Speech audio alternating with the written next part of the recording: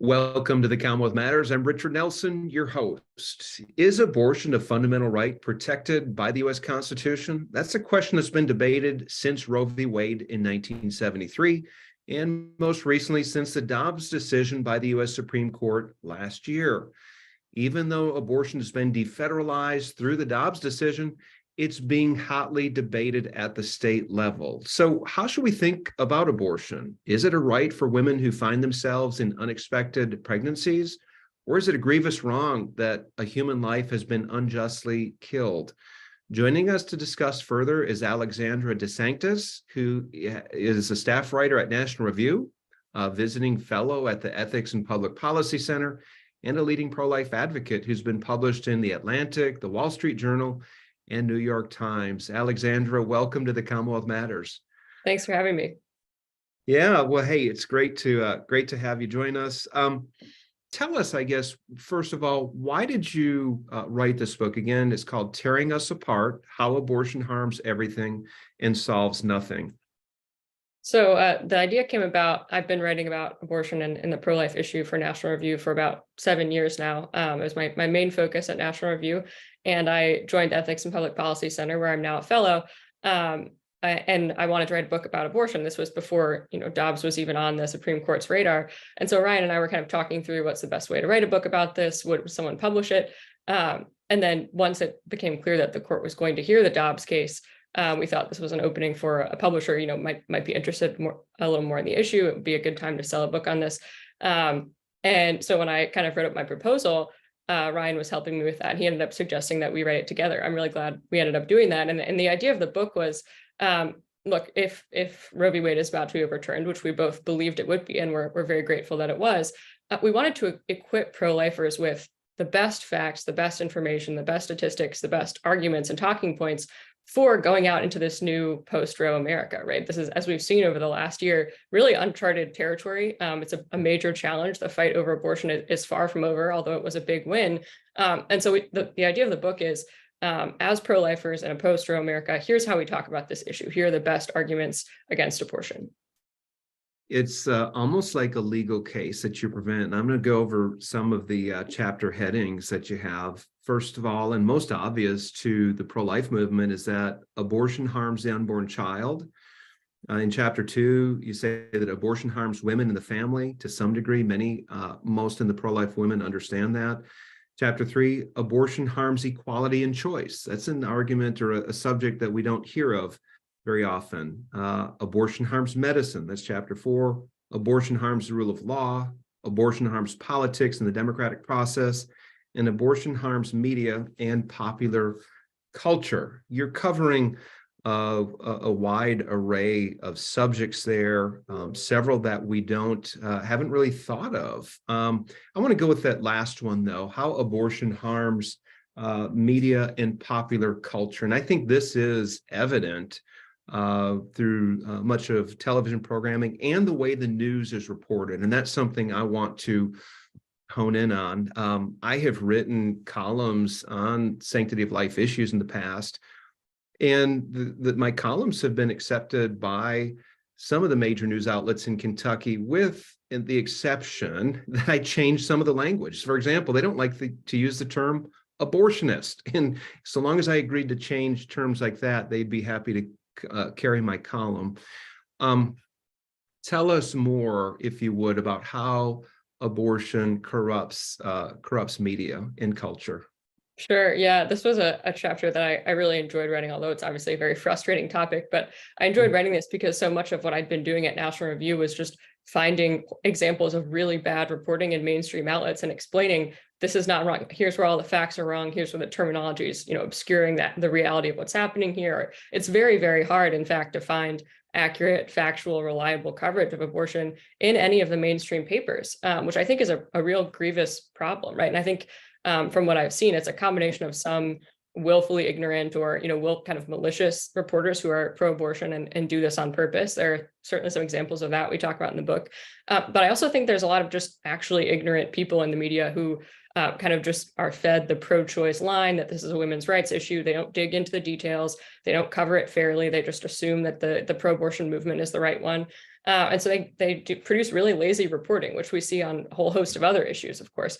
And so what we look at in the book is, how does this, not only is this a problem for the media itself, but how does this corruption shape the popular debate? Because most people get their information from these sources, right? Very few people, unless you're already very conservative or pro-life, is going to be seeking out my work or Ryan's work or what you do. And so how do we get the truth of what we're trying to say to these people when there's such a stranglehold on so much of the media? Yeah, I want to go into some of the talking points or phraseology that mainstream media picks up and they repeat over and over. And so one of the phrases, especially since Dobbs, where this issue has been debated at the state level, we hear of terms like bans off our bodies. We hear of forced pregnancy, forced birthing. If you don't like abortion, don't have one. And these phrases are repeated over and over, and people mindlessly repeat that. Like that's the end of the beginning and the end of the argument, right? So can you give us some pointers as to how to overcome some of this phraseology, or maybe not get caught in the trap of playing along with those terms and phrases? Yeah, absolutely. And we do talk about all those things you mentioned, plus plenty more in the book. We do a lot of debunking and kind of the best way to phrase a pro-life response to these things. I'll take just one example. You mentioned, if you don't like an abortion, don't have one. If you don't like abortion, don't have one, right? We talk about this in the first chapter about how abortion harms the unborn child. And we point out that surely everyone would see the problem with the statement, if you don't like slavery, don't own a slave. Right? That's not, we've accepted as a society that, trying to enslave another human being is a grievous evil, right? A grave wrong. We don't do that to other human beings. And so as a society, we've outlawed this. We don't practice this anymore. We look back with horror on the fact that this was ever accepted. So the idea that, what's right for me is right for me and what's right for you is right for you, and we don't impose that on each other, is actually not true. We don't accept that logic for a whole host of evil things. And so the argument really isn't whether I should impose my view of abortion or someone else should get to impose their view of abortion, but rather, is this a grave moral evil or isn't it, right? Is abortion right or is it wrong? Is it killing a human being, an innocent human being, or is it not? And if it is, should we permit that as a society, right? That's the argument. And so I think what you'll find with a lot of the kind of slogans that you mentioned is they're a smokescreen in front of the real issue, right? The heart of the issue is this a human being? Is it right or wrong to kill innocent human beings? And if it's wrong, what are we going to do about it, right? What do we do as a society? Are we okay with that? And I think if you kind of try and draw the issue back to that heart of it, you'll find the person on the other side getting very frustrated. That's why they come up with these slogans, because they want to avoid that crux of the issue. Alexandra, I agree with you. What you're saying is reasonable. It's logical. It starts with science, right? When does a new human life come into existence? Well, it's at fertilization, it's at conception.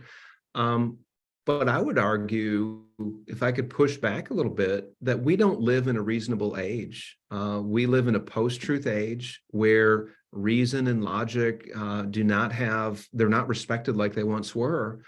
And emotion trumps everything. I mean, that's part of the definition of post-truth. It's where strong emotional sentiment trumps facts. It's my subjective reality.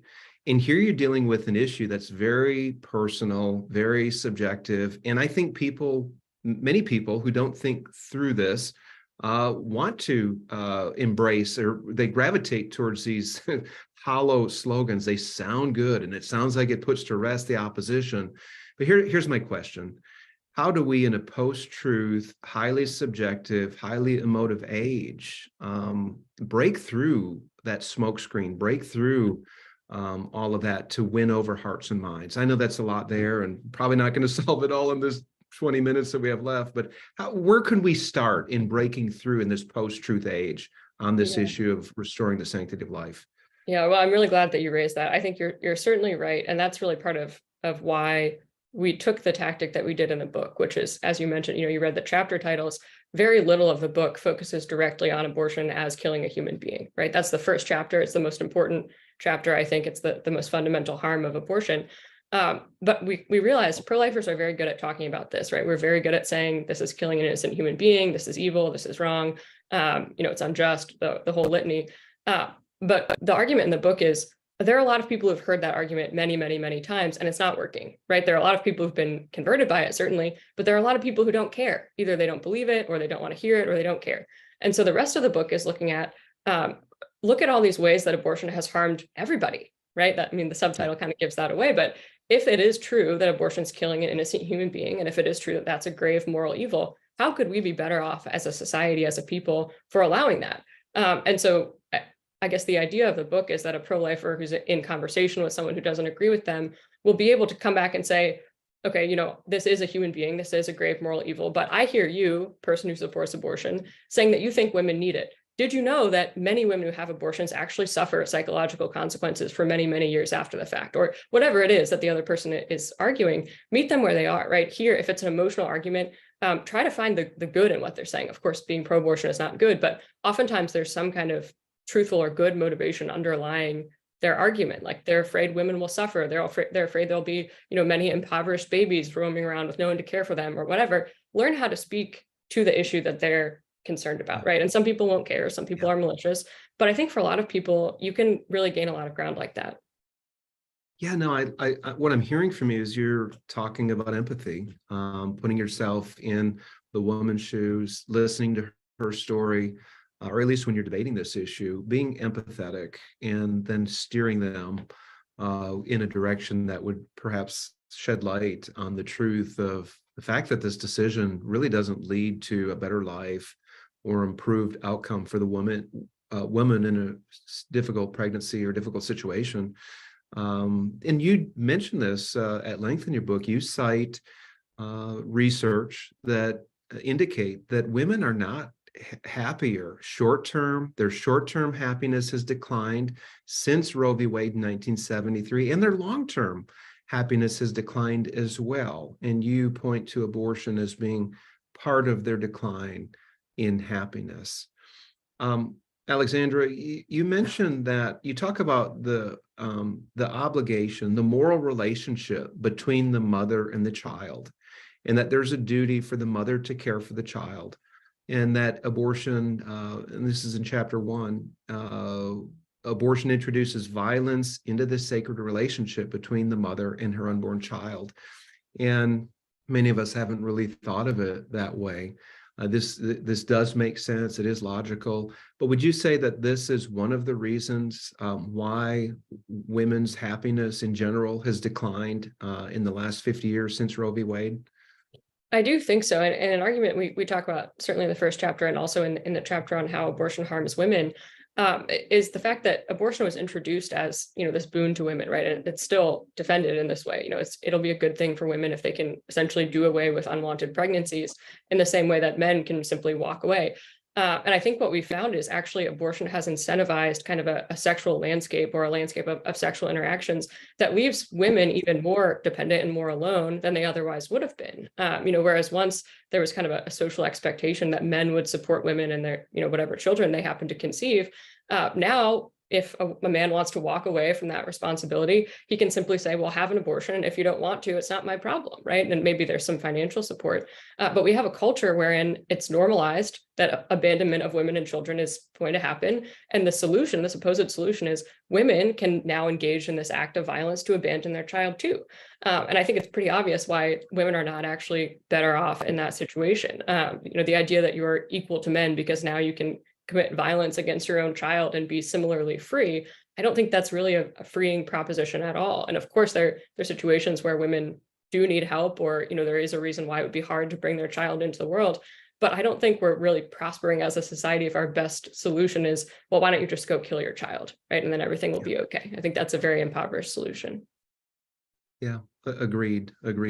How would you address those who say, look, since women have had legalized abortion, and if they find themselves in a difficult pregnancy, let's say it would interrupt their studies or interrupt their career path that they're on, and because of abortion, it has allowed women to move ahead in society, in their schooling, in the work world. How would you address that? And that's a common argument that we hear today. Yeah, we do hear that a lot. We certainly talk about that in the book. And I think there are a couple angles to this. One is that I think if you look at the data, and some of my colleagues at the Ethics and Public Policy Center do a lot of work with kind of family policy data, but you'll find that many women actually would prefer to have more children than they end up having. And many women would prefer to spend more time at home, even if they'd like some sort of part-time work arrangement, they'd prefer to spend more time with their children than they get to. And I think abortion in some ways has accelerated that problem, where it's expected that if you want to succeed in the work world, your path has to look very much like the path of a man. If you want to be in the corner office, you better be at work, and there's no place really there for childbearing. And so we're seeing borne out in the data, a lot of women delaying marriage, delaying childbearing, having fewer children than they'd like, spending less time with their children than they'd like, because it's been made clear that because of contraception and abortion, we're living in this society where it's expected for women to be as present, as available, as unencumbered as men. And so women are, if they want to be in the workplace at all, that's the model they have to conform to. Whereas I think a world without contraception and abortion, or certainly without abortion, you don't have that kind of backstop of getting rid of the child and getting back to work. You would ideally have a society that welcomes both men and women and the unique things they have to offer in the workplace with more flexibility, and not this kind of rigid, you're either a worker or you belong at home model. Yeah, no, that's good. If you're just joining us, I'm Richard Nelson here with Alexandra DeSanctis, and we're talking about the abortion issue and her recent book with Ryan Anderson called Tearing Us Apart: How Abortion Harms Everything and Solves Nothing. We're going to take a break, and we'll be back in just a moment. Welcome back to the Commonwealth Matters. I'm Richard Nelson here with Alexandra DeSanctis. And just before the break, we were talking about some of the arguments that have been used to justify abortion, in particular, how it has helped women or put women in a better place to get ahead in society, or to unencumber them as they pursue academic studies or the work world. But Alexandra, you made a good point that I think implied in the point you were making was that men and women are different, and women find their happiness. What I was hearing is that many women would find greater happiness if they had a family, if they had more children, if they were able to spend more time with their children. And the metrics, I think, for happiness, the happiness of men and women, married men and women, are different than what has been imposed on them. I want to go into this.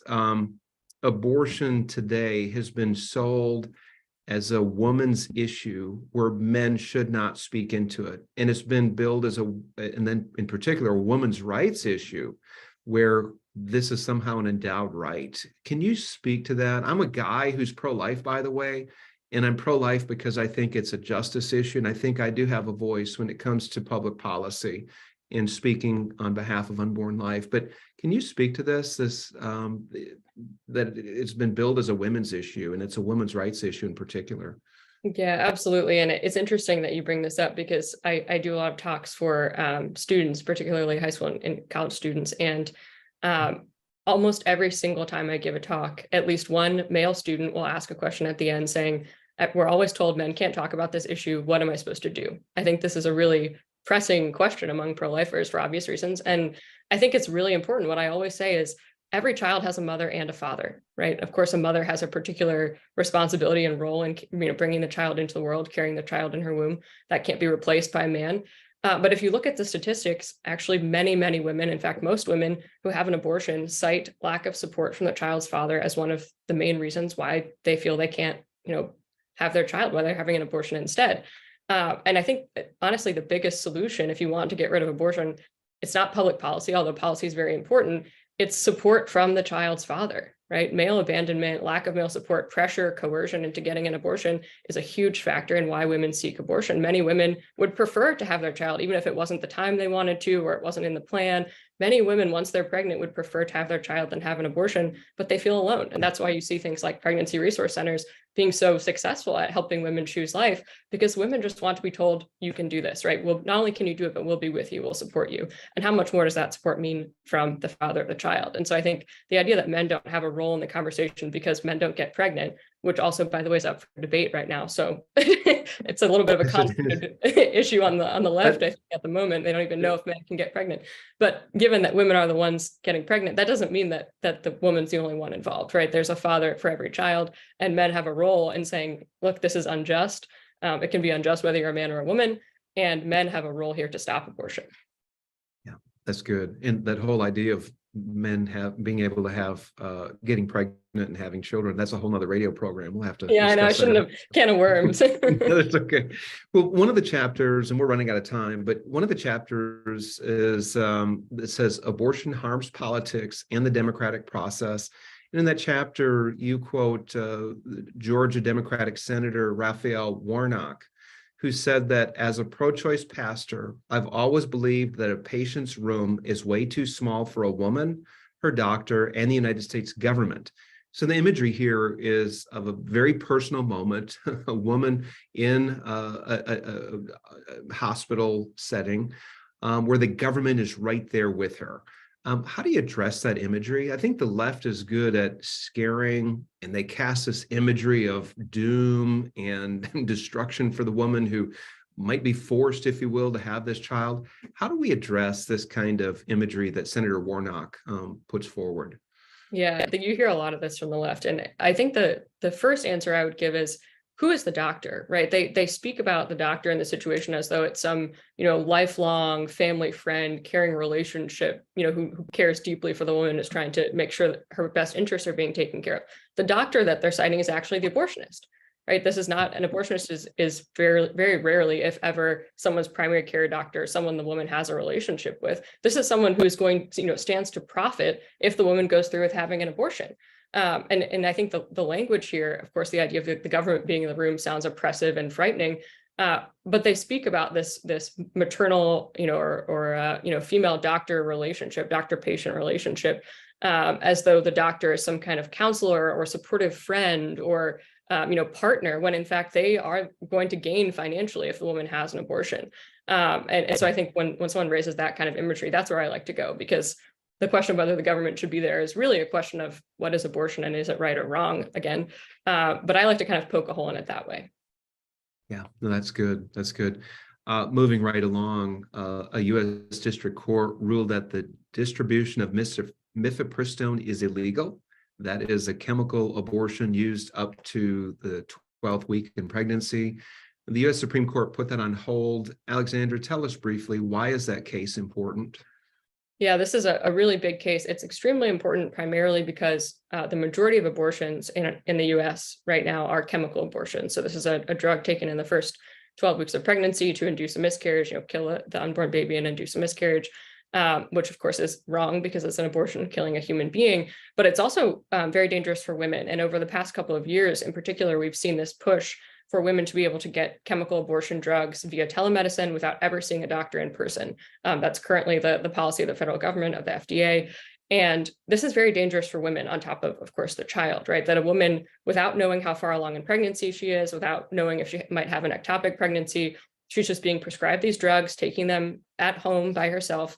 There are all kinds of complications that could ensue, particularly if she hasn't been seen by a doctor. And many women, there are countless anecdotal stories of women suffering really severe trauma after the fact, seeing their unborn child after they've induced abortion at home alone. It's really horrific stuff, and it's dangerous for women. So I think the outcome of this case is really important. Are you optimistic that the court will uphold that lower court's restriction on mifepristone? I tend to think probably they will, but I would defer to my colleague Ed Whalen on that, because he reads the tea leaves much more effectively and is a very reliable source on this. Yeah, very good. Well, when you first wrote the book, Tearing Us Apart, by the way, I'm going to give a plug right now before we run out of time, but great book for those interested in learning more about arguments against abortion, really what it does to not just women, but to men, to the family, to the rest of society, in various parts of society. Strongly recommend this book. It can be found on Amazon and other places where books are sold. So I want to thank you for writing that. Alexandra, we have just 2 minutes. Could you speak to those in the pro-life movement? We're at a very different place now than we were a year ago.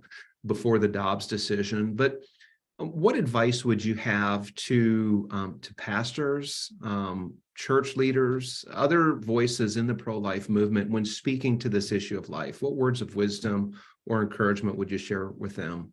Yeah, well, the first thing I would say is I really think everybody has a role right now. And I know it's not the most comfortable thing for everybody to feel like they have to talk about this or think about it or get involved. But I really think it's a crucial moment for pro-lifers to step up and find what your place is here, right? Is it volunteering at a pregnancy resource center? Is it, political activism? What is it? Is it a role at church? Find your place, because I think there's plenty for everybody to do and everyone has a calling here.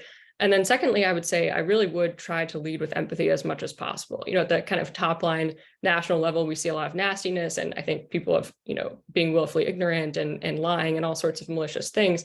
But at the person to person level, I think there are a lot of people who are really seeking the truth, and they've been misled by a lot of lies, by a lot of hatred. And they really want what's best for women. They want to be open to life, I think, at the end of the day. Try to really hear where they're coming from, build relationships with them, and then be willing to speak the truth, no matter where it leads. Yeah, no, that's good. Again, Alexandra DeSanctis, thank you so much for joining us. Your book, Tearing Us Apart, How Abortion Harms Everything and Solves Nothing. Highly recommend it. I want to thank you for writing this. Thank you for being a voice for the unborn, an articulate, intelligent voice for unborn life. Just thank you so much for what you're doing. If people wanted to get in touch with you or find more about your work, how can they contact you, or what website would you point them to? Sure. Most of my work is published online at the Ethics and Public Policy Center website, so eppc.org. I'm also on Twitter, and I write regularly for National Review. Okay. Alexandra DeSanctis, thank you so much for joining us. God bless you, and you keep up the good work. Thank you.